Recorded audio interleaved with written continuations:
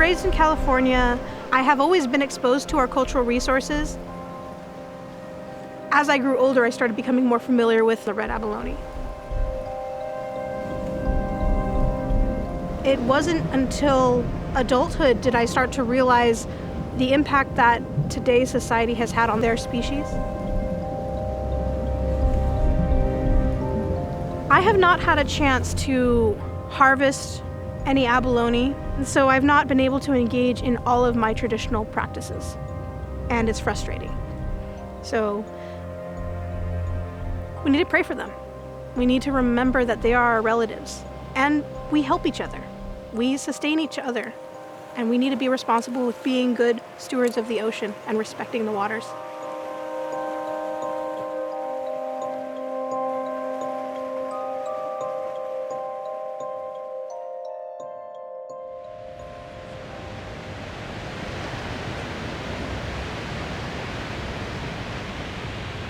I've been studying abalone since the 1970s, and I've noticed big changes which have happened over those intervening decades. Many of the species that we harvest, these larger individuals like red abalone, are cold water adapted. So they are used to temperate environments with very rich kelp seaweed resources. And that environment has been changing for the last 30 or 40 years particularly.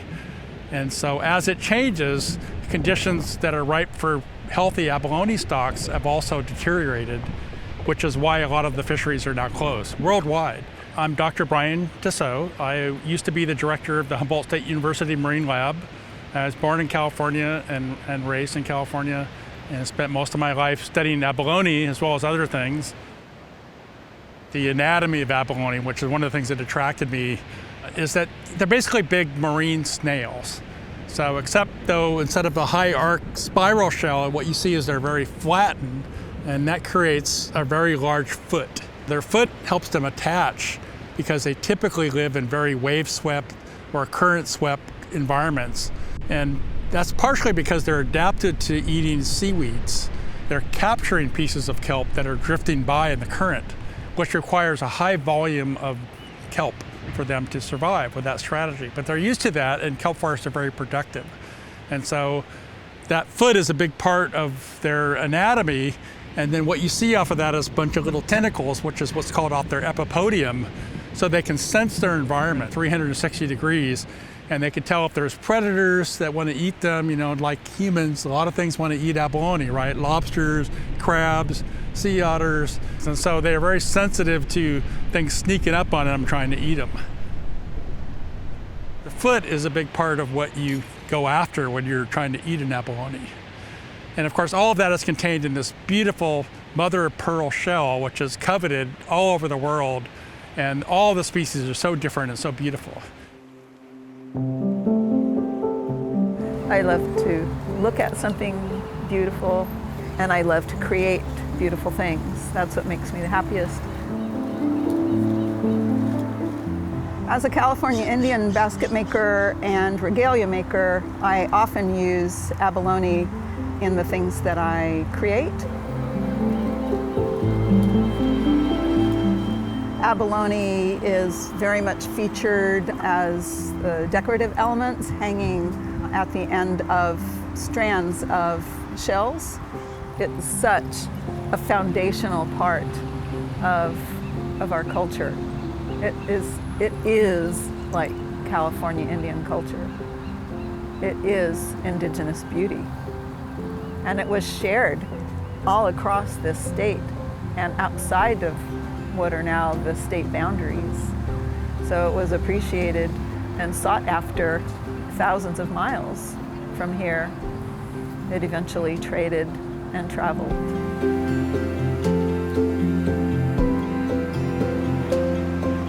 Red abalone is always home for me because it's right outside our front door.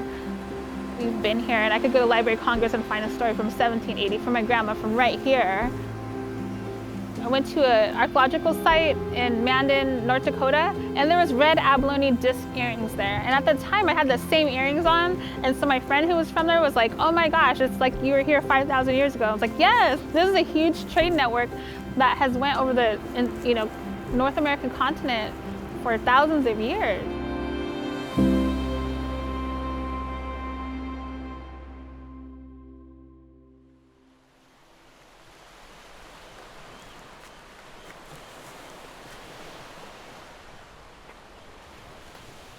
The preference of using red abalone is because that's one of the species that's indigenous to our areas. We have other species of abalone, but the one that really resonates and is most recognizable to indigenous coastal people of California is that red abalone. Trying to find alternatives for that is difficult because other mediums or other shells just don't have the same sound or just don't have the same look. When you change your medium, then it changes the whole aesthetics. And so things not only sound and look different and feel different, they are different. And so it becomes unrecognizable to elders. It's sad to see something that has been a part of our community, a part of our sustainability for thousands and thousands of years to just be gone from our communities.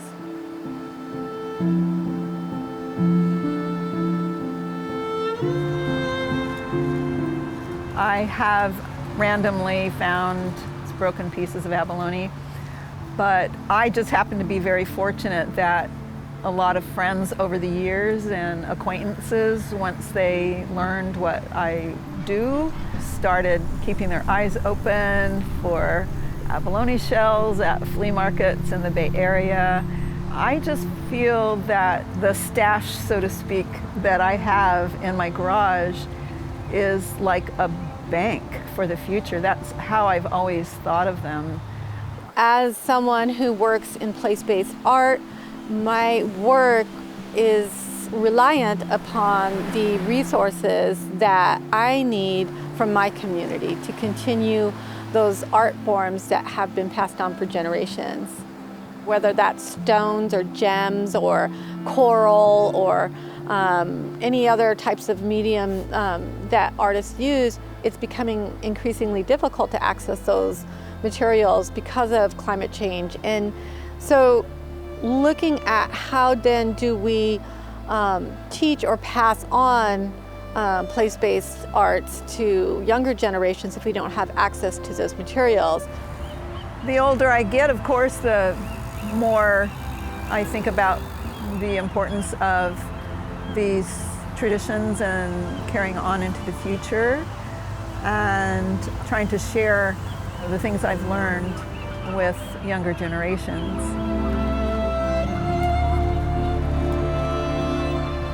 To me, it's medicine.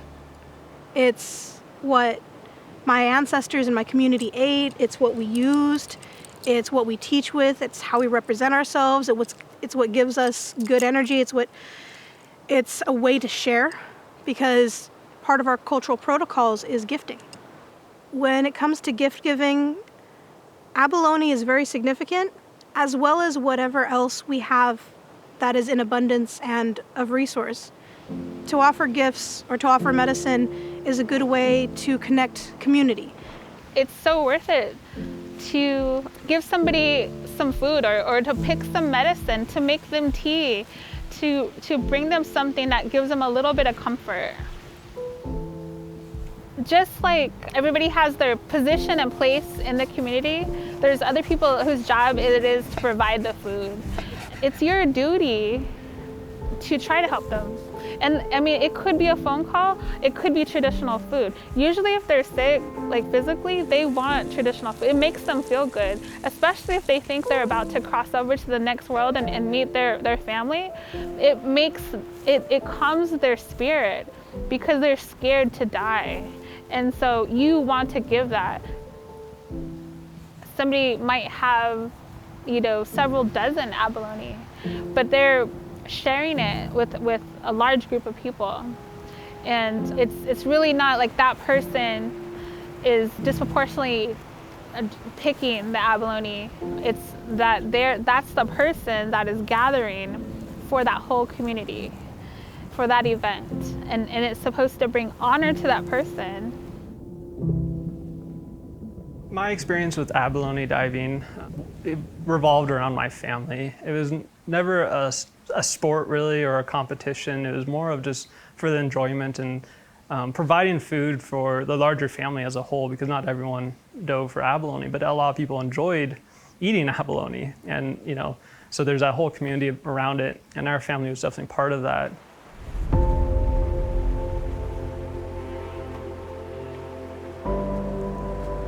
When I was younger, free diving was early in the morning.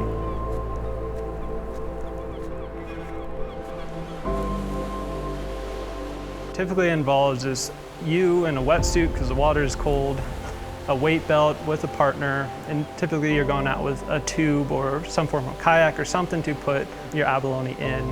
Abalone diving is just free diving alone, so no scuba equipment.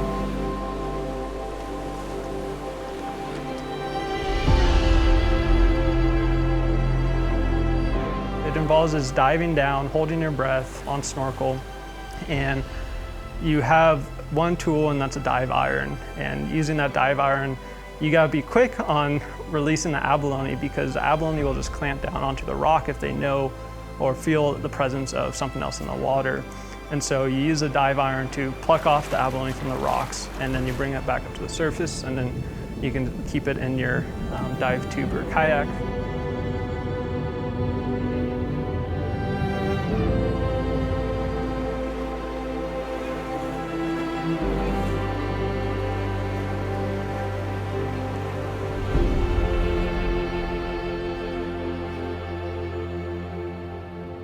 The hope is that the fishery will get restarted at some point, and it may be what we call a de minimis fishery in the sense that it's not what it formerly was, but there's some small fishery which still allows people to come and get abalone, but only in very small quantities.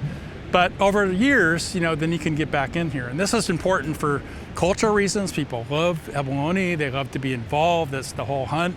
There's whole communities in Mendocino and Sonoma County which are dependent on people coming to collect abalone. And so that's a big part of the culture and the economies of those coastal towns. Given the precipitous decline of red abalone that's happened, we really want to be careful, and that's why the state is taking their time thinking about this, to not bring it back and then have to shut it down again. They want something that's sustainable as much as possible, which is really difficult given this uncertain times in our oceanographic history. The red abalone industry in particular has crashed. Left by themselves, they should recover, but that's based upon the idea that the system that they live in is also going to be more or less like it was before. But the events over the last few years, 5 years in particular, since maybe 2014, 2015, have been really very different and led to the closures, and we're so different environmentally that if that doesn't change, then it's unlikely to me that there will be a recovery sufficient that they could go back to the way it was before with the level of fishing intake that there was before.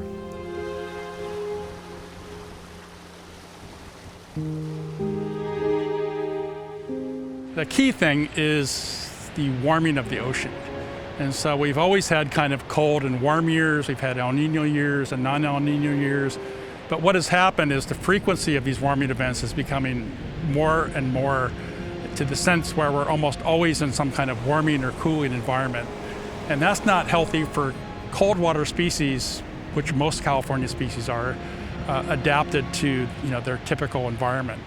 And so what you've seen is associated with that is kelp forests. Kelp forests are very dynamic. They go up and down naturally with warm years, cold years, big storms, small storms, waves. But overall, the amount of kelp has declined significantly in the state of California and worldwide.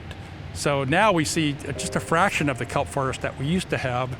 And of course, those are food for abalone as well as a lot of other species that are also in decline in response to that.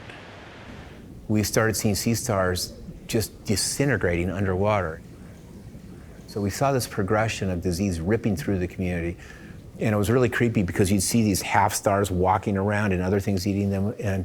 And then that led to, because of the loss of one of the species, which is the sunflower star, urchins start emerging. And so the urchins came out of the cracks and crevices because their main predator was gone.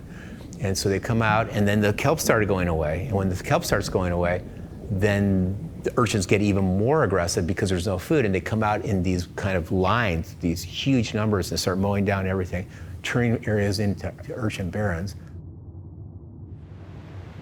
Because urchins are a natural part of a kelp forest community, but when the kelp forest drops to a certain level, urchins aren't getting their food, they'll go out looking for it. And that's why we get these oscillations in the amount of kelp over time.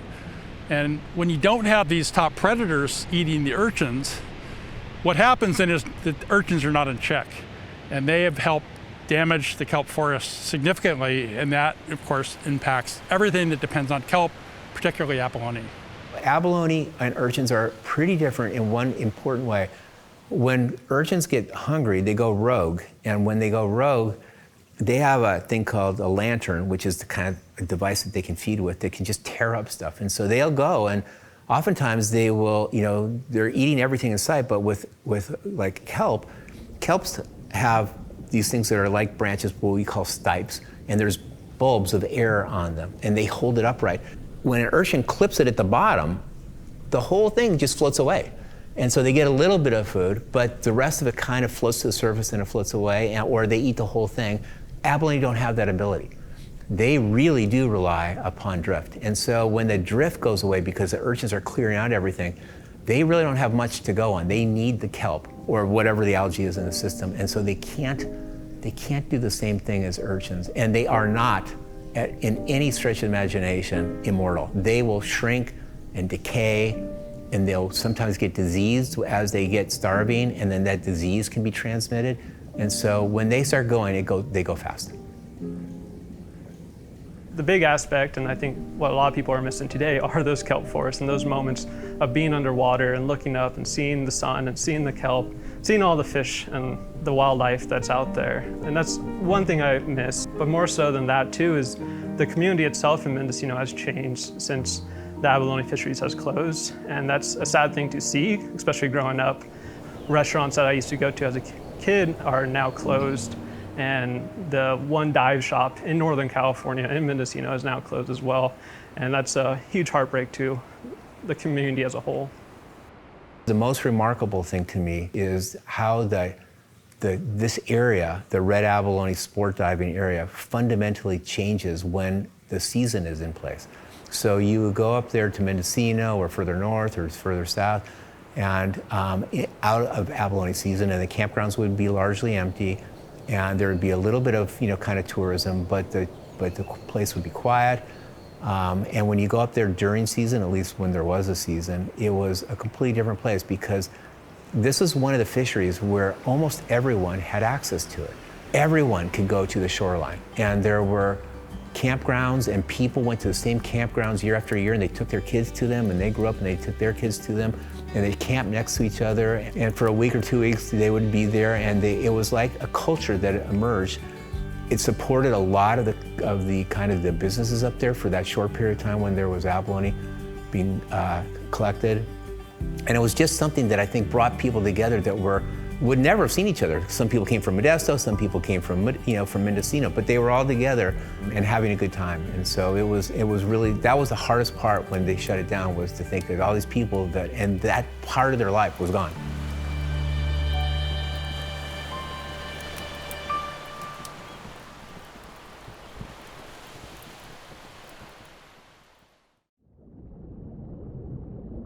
It's difficult to not have access to something that was so plentiful, that was so normalized part of our community. To no longer have access to it, it's devastating, it's sad. The place that I'm in now is looking at what are those alternatives, or what can we replace so that we can kind of continue some of those traditions.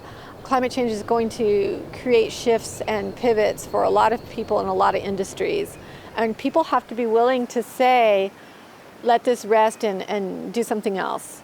And that's hard, because a lot of industries rely on the ocean. A lot of people rely on what the ocean provides.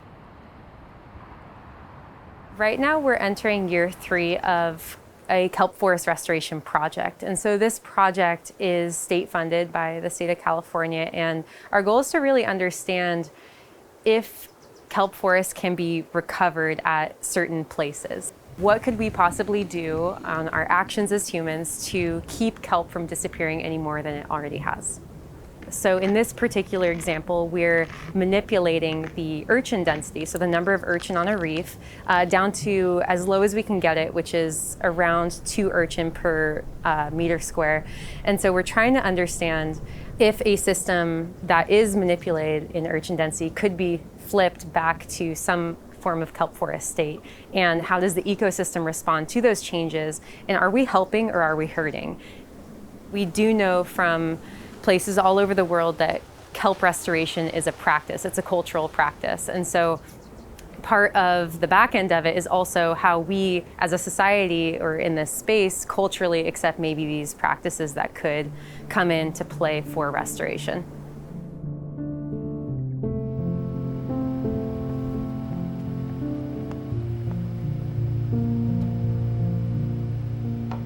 I'm still in the beginning stages of my research, but my ultimate goal is working with multiple stakeholders such as the government, local tribes, fishing communities, and using archaeology as a tool to understand changes in past environments and past climate to significantly improve management decisions by understanding how indigenous groups have lived along the coast and lived in harmony with their coastal resources.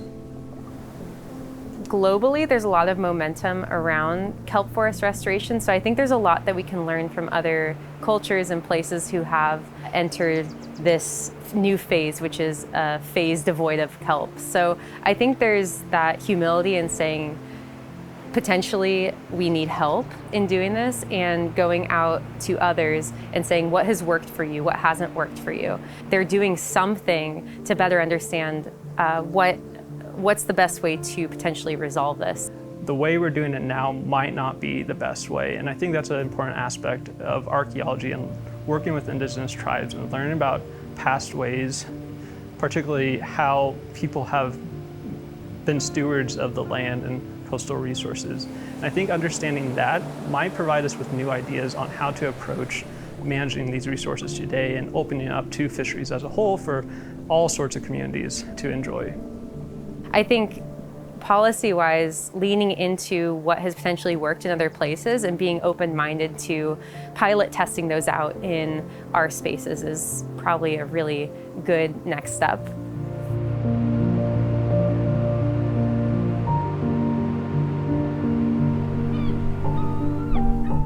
It is important that with the work I do, I teach and encourage people to think about how their actions and words impact not only themselves, their family, their community, their environment, but the next 7 generations in the future. I tend to share with people that indigenous pedagogies can help us strategize sustainable futures. And part of that is acknowledging how much we impact the world around us. Are we supporting sustainable sources? Are we respecting and giving back? Are we engaging in a reciprocal, humble, accountable relationship with all of our relatives? Our community is the green, our community is the living, our community is everything. Our kinship to the plant relatives, our relationship to the animals. When it comes to the abalone, we pray with the abalone and pray for their species, because red ab, spotted ab, black ab, green and blue, pink, more species and names that I may not be able to cite or know. However, I recognize they are our relatives, and their population has been drastically impacted.